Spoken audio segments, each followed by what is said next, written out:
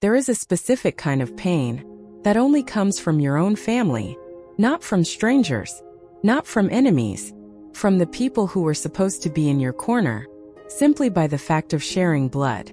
The people whose approval you spent years chasing, without even fully realizing you were chasing it. My name is Sophia, and for most of my life, I was the invisible one, the one who sat at family dinners and was talked over, the one whose dreams were met with silence or laughter, the one who was told, in words and in the quiet louder language of being overlooked, that she was not quite enough. And then I became successful, and suddenly, everyone remembered I existed. This is the story of what I did when they came back, and why I have never once regretted it. I grew up in a family of 5.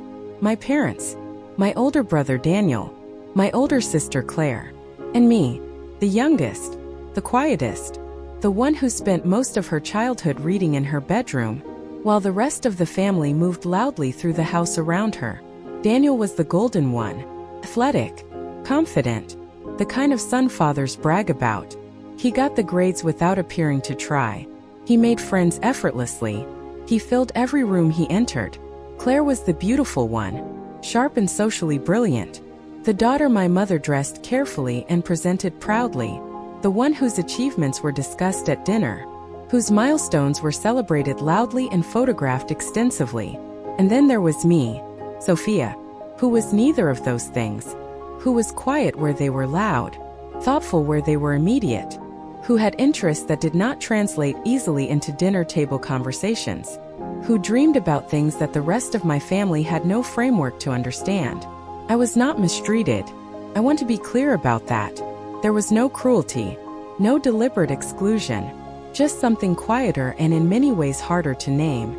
Invisibility. The specific invisibility of being in a family and simply not being seen. When I was 19, I told my family I wanted to start a business. I had been working on an idea for 2 years. A small online platform. Something that solved a problem I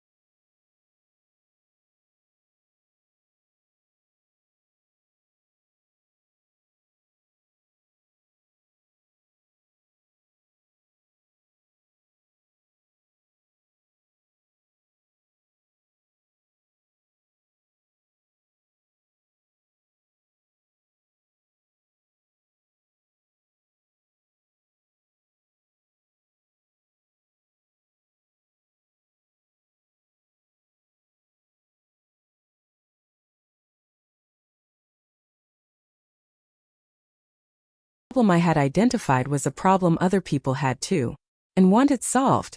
In my 5th year, a larger company noticed. They reached out. A partnership first, then an acquisition offer, then another. I spent 6 months in conversations I never expected to be having, with people who spoke the language of serious money. who took me completely seriously, who looked at what I had built and saw exactly what I had always known was there. I signed the deal on a Thursday morning in November. I sat in a glass-walled conference room, signed my name, shook hands, walked out into the street, and stood on the pavement in the November cold, and did not know whether to laugh or cry, so I did both, quietly, by myself, on a pavement, in November, which was exactly right. The news became public 3 weeks later. I did not tell my family beforehand. I did not call to share the news. I waited to see how long it would take, to see how they would find out, to see what would happen next. Took 4 days.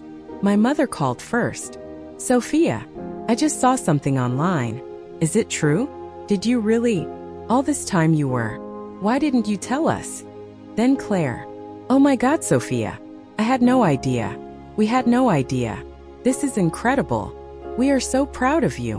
We are so proud of you. The words landed strangely, like something in a language I understood grammatically, but that did not quite connect to anything real. We are so proud of you. From a sister who had not asked about my work in 5 years.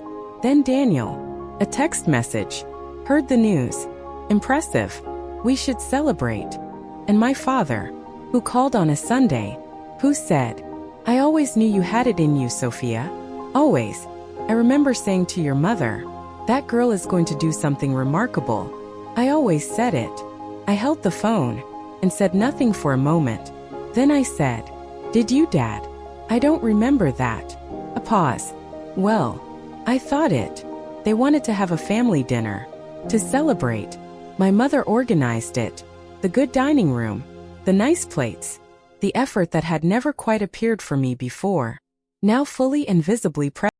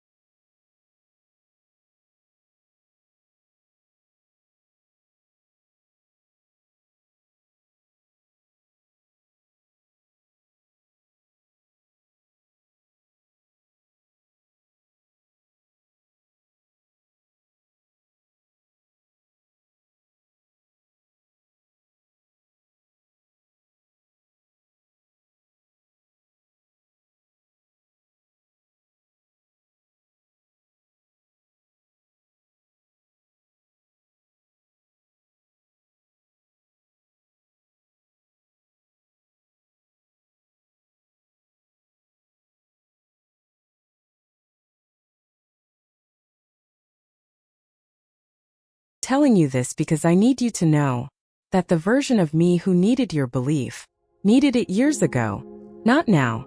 Now I have built something that does not require it.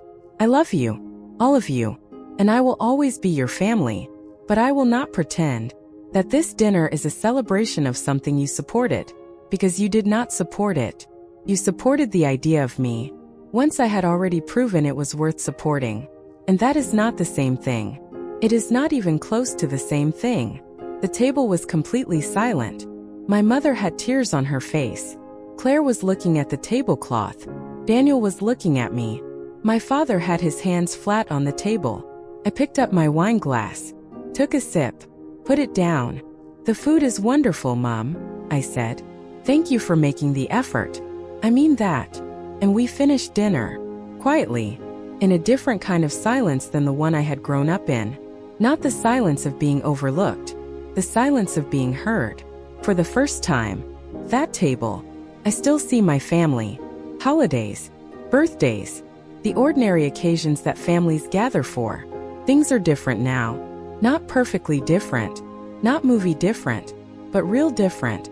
My father asks about my work now. Real questions, with real listening afterward.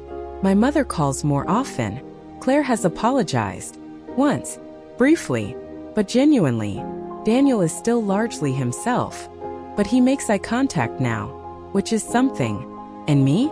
I am the same person who sat at that table at 19 years old and watched the conversation move away from her dream within 90 seconds. But I know now what I